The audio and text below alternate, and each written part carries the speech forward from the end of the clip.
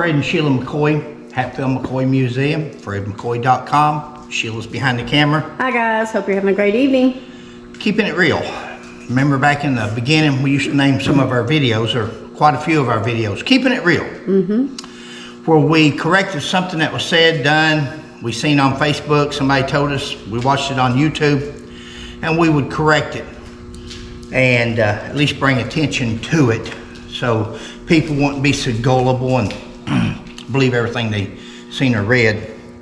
And guy sent us a thing a while ago from Facebook, and it was it's that right there. It's got a picture of Devil Anse Hatfield, and the story says, it was August the 6th, 1862, during the Civil War, that the Logan County Battle of Beech Creek took place, which is also known as the Battle of Devil's Backbone. It's said that during the violent skirmish, William Anderson Devil Anse Hatfield single-handedly held off a troop of Eastern Kentucky Union soldiers. Anse, the sole rifleman, made it appear that many were firing down on the Union raiders from the Rocky Ridge. It is not known whether Devil Anse lent his name to the ridge or took his name Devil from that episode. Coleman A. Hatfield, grandson, Devil Anse Hatfield. How many times have we seen that story?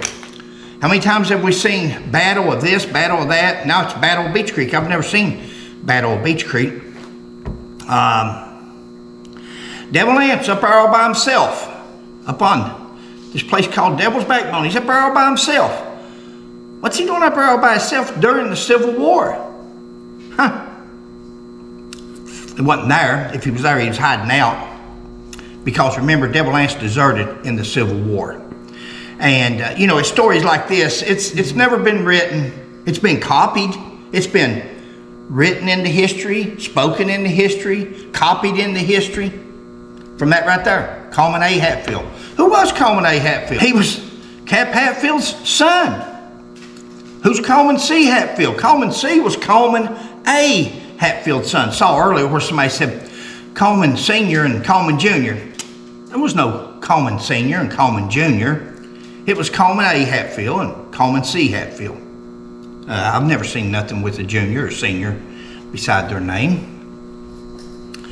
And then on this Facebook page, you'll see where some people that's got some sense about them says, hey, that didn't happen. That didn't happen. He was a deserter. He was a coward. He was this. He was that. And they called their hand to it. Now, those posts that those gentlemen made, they won't be there this time tomorrow because the fellow that runs the Facebook page deletes them. Now, it's funny that they keep these posts on these Facebook pages if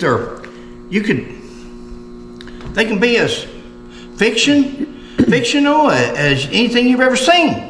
But if it says Devil Anse walked on water yesterday, they'll leave that one on there, on that Facebook page. Devil Anse walked on water. That'd never be taken away. But you let somebody call attention or ask a question, is there a court record? Is there a newspaper? Is there a Civil War record? Is there anything that can substantiate this? Because he was a deserter. From all the records, he was a deserter.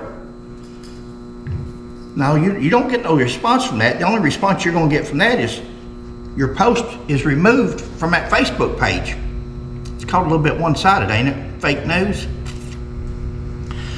Thank those people for standing up and asking questions or making comments about the real Devil Anse Hatfield. Guys, if Devil Anse Hatfield was up on this place called Devil's Backbone, it's called Devil's Backbone because it's shaped, if you ever look at it in the fall, it looks like a backbone, a hump over it.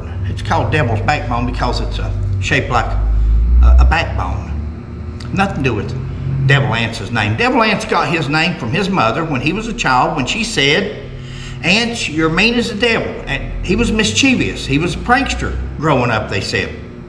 And that's what Willis Hatfield told Jimmy Wolford. And that's the story from Tennis Hatfield. That's the stories that's how he got his name. That's how Stephen Hatfield, a friend of mine and Sheila's, described him and how he got his name. It's all through history. But see, that's not good enough for somebody with a name like Devil Anse Hatfield, 6'4", when he's actually 5'6". And one of the gentlemen mentioned that. Yeah, one of those posts mentioned 5'6" tall. I don't care how tall you are, it don't take much to pull a trigger, but Devil Anse didn't have it. He didn't have the intestinal fortitude to stand up unless he had a group of men, vigilantes, desperados behind him, backing him. But he got his name from his mother, from being mischievous as a kid when she said, "You're mean as the devil himself." And his siblings started calling him Devil Anse, and that's how he liked it, and the name stuck. That's how he got his name. But see, you'll hear that he got his name from fighting on devil's backbone. He got his name from being so mean during the Civil War. Well, he was barely there long enough to get a uniform, if he even got a uniform. So I don't know how he had time to make this name, because the only thing that people remembers Devil Anse for is that he deserted and ran in the heat of battle. I don't know about a battle of Beach Creek. I know about 3 battles of Pond Creek. And in one of those battles, he ran and deserted, ran on McCoy and my great-grandfather, Uriah McCoy. Uriah McCoy was shot. Both of them was taken POW and spent the rest of the Civil War in a prisoner of war camp. That's where the hard feelings begin. Guys, Sheila's got over 400 videos back in her library there on YouTube. If you'll just go look for them, we've covered this video. We're just covering them a little bit at a time now, just enough to touch base on them. The real stories are the first videos that we did when we took our time and really talked about them. Guys, you know, all through the years, it usually says Devil Anse took on a company of Union soldiers. A company. Research, Civil War company. 100 soldiers. A troop. Now, this article, this Facebook page today said a troop. A troop's 100 to 125, according to Google. So, once again, are we to believe that this deserter by himself took on and killed at least 100 Union soldiers by himself? You know, the legend, it's 2024, and the legend continues to grow. The legend continues to spread. These were stories. This is written into history, spoken into history. These stories are not true. You might as well tell a story that Devil Anse running around in a Batman hoodie, or whatever that thing was, the cape and mask, or Superman, and had a cape or a Spider-Man outfit. You might as well tell that about Devil Anse Hatfield. Guys, Devil Anse Hatfield's record speaks for itself. And right there it is. Absent, without leave, deserter. Somewhere on there, I don't have my glasses now, somewhere on rebel deserters. Yeah, there you go. It don't, there's 5'6" too. But it don't get no plainer than that, does it, Sheila? No, I mean, we've got documentation to back it up, what we're saying. That man did not take on 100 Union soldiers. That man did not do all these things that's been written in these books throughout the years that people just copied one from another. Right here's what this man was known for. There's the man. He was indicted by a Pike County court in 1882. Him and 19 other guys for tying 3 young McCoy boys up to trees and assassinating them. Right there's you. Now there's history. Don't look at a Facebook page what somebody has written or that they have gotten from a book that his grandson supposedly wrote or said. Look at the history books. Look at the court documents. There's what Devil Anse Hatfield was known for. He wasn't known for killing a Union troop or a Union company of soldiers by himself. He was known for assassinating 3 young Kentucky McCoys. He was known for desertion since February of '63. He was known for the bad things that we have told you about.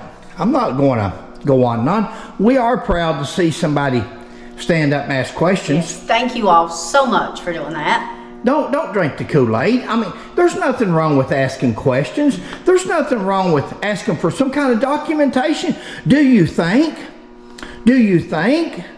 that Stonewall Jackson, Robert E. Lee, all these Union and Confederate generals and military people, do you think that had one man killed 100 Union or 100 men from the opposing side, that wouldn't have made the news, that wouldn't have made they would forget Devil Anse being a fake captain, they would have made him a general. Goodness sakes, that you talk about an army of one, that's an army of one if you want to believe it. It didn't happen. Interesting. It didn't happen. That man was a deserter. That stuff that was spoken into history. Just like that man right there's law degree. That's Cap Hatfield in his older years. That's Cap Hatfield. Just like that man right there that couldn't read or write supposedly became a lawyer. But we can find no proof of that. All these things that people have said throughout the years, and Sheila and I have researched and researched. Yeah, we've done. And we have a whole list of things that spoken or written into history with no proof, absolutely no proof. To this day, there's no proof, but they will get on these Facebook pages and continue to spread this nonsense.